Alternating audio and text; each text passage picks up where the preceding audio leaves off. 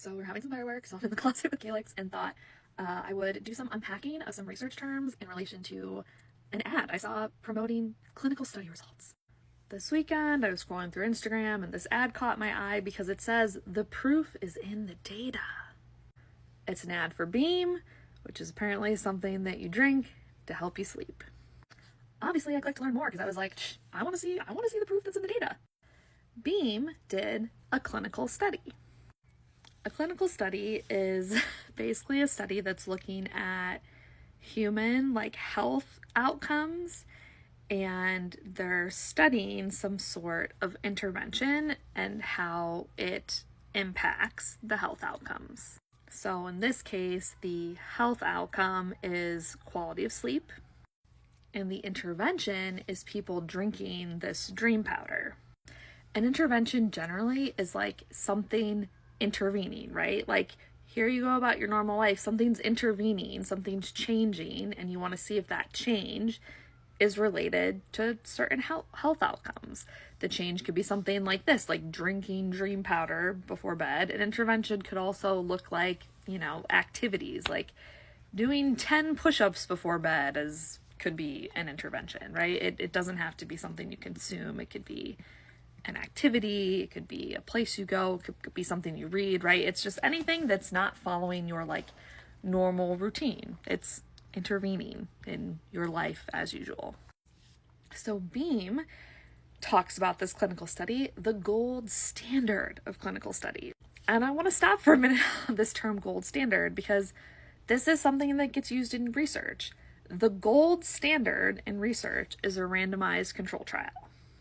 Now, there are different types of randomized control trials. I know I've worked on a few different types of them myself, but the gist of it is you are randomly assigning people to different groups, at least two groups.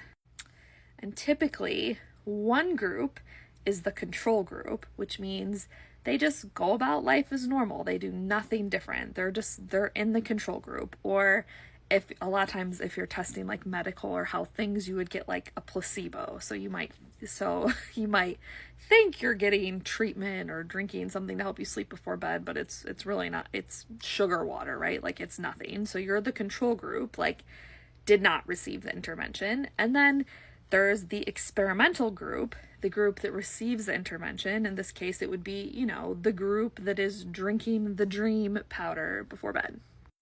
Now, the fact that I said there are different types of randomized control trials is particularly important in this case because Beam did not do the more traditional having a control group, having a treatment group type of randomized control trial. So immediately that threw me a little bit because when I think of the gold standard, I think you have to have a control group. It's so weird to say you're using the gold standard and not have a control group. What Dream did was something called a crossover design. So they had people start out receiving a placebo. So they're drinking something that's not the dream powder, that's not going to help them sleep better, but the people don't know that. And then after 2 weeks, they switched to drinking the dream powder.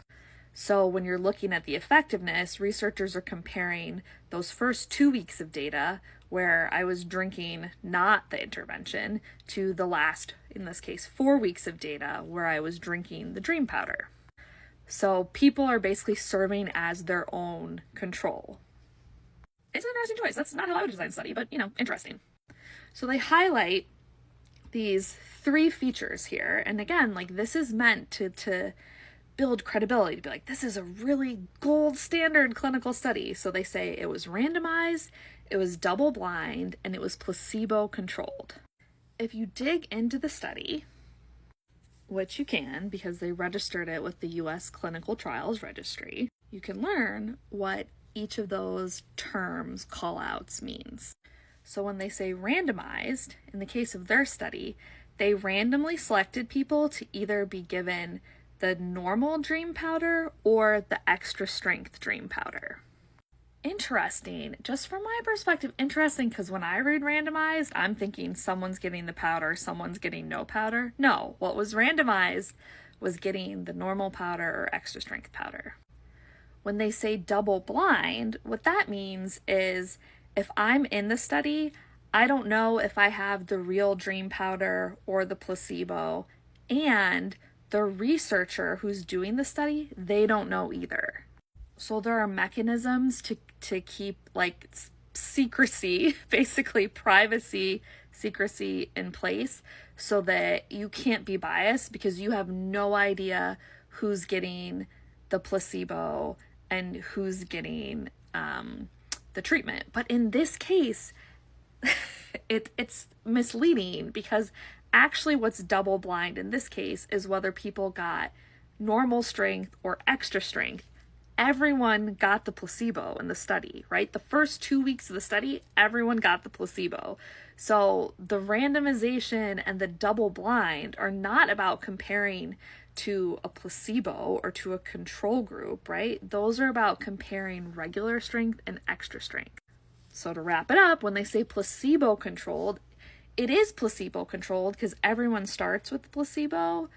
But again, it's just not, when I think, I would love other people to weigh in on this who do RCTs, randomized control trials, but when I think randomized control trial, I'm not typically thinking about this crossover design where everyone starts with the placebo and then goes into the intervention. So it's just interesting to like bill this as gold standard and to like call out randomized and double blind, particularly because what was randomized and double blind is just like two different types of the intervention.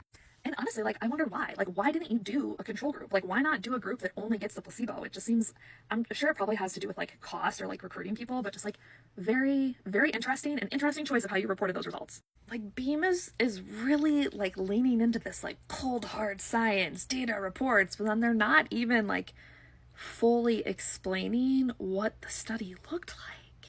All they give you is this, like, little asterisk that said, like, based on a 2022 6-week clinical study. And then basically this jargon that they really should have better explained. Like, just fascinating. I think it's fascinating. Unless you go digging into the clinical trial website, you wouldn't even know that, like, hey, this was only with 64 people. Those people were between 24 and 50 years old. There are people who said they had problems with sleep, and there are people who wear a sleep tracker. They have, like, no unstable medical conditions, right? Like, there's lots of criteria, and, like, none of that is reported. All you see is that the dream powder improves sleep in 93% of people. And then they tell you again, randomized, double-blind, placebo-controlled study because they want to be like, hey, look, really good study. We did a really good study about this. I don't want to say it's a bad study. I'm just saying interesting choices. Not how I would present the results. And I was really ready to lay into this, like, third-party clinical study researcher that they hired. I was, like, really, really ready because when you go to their website, they talk about how they, like, provide clinical trials for people who want research-backed product claims. And I'm like, hey, you shouldn't, like, buy research-backed claims. Like, your thing should actually have to work. And just the way they're marketing it's called Citrus Labs, it just makes it sound like this is an easy way to get research-backed product claims. And it's like, well, what if a product doesn't work? Like, you can just pay for these claims. Like, that's how it reads to me. And they even talk about how, like, the design of the study plays a crucial role in achieving successful outcomes. And that's when they talk about how if you do a randomized control trial with a placebo control group, you're less likely to see significant results. So I'm like, oh my gosh, so maybe that's why we don't have a control group, right? Because if a control group is less likely to see significant results. So, like, let's use something that makes it more likely to show that we're working, even though we might not be.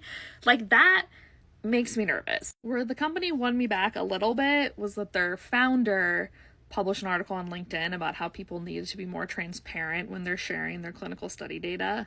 But overall, it's giving misleading research, it's giving manipulating people. And any company that says they can, like, you can buy a clinical study with positive results from them, red flag.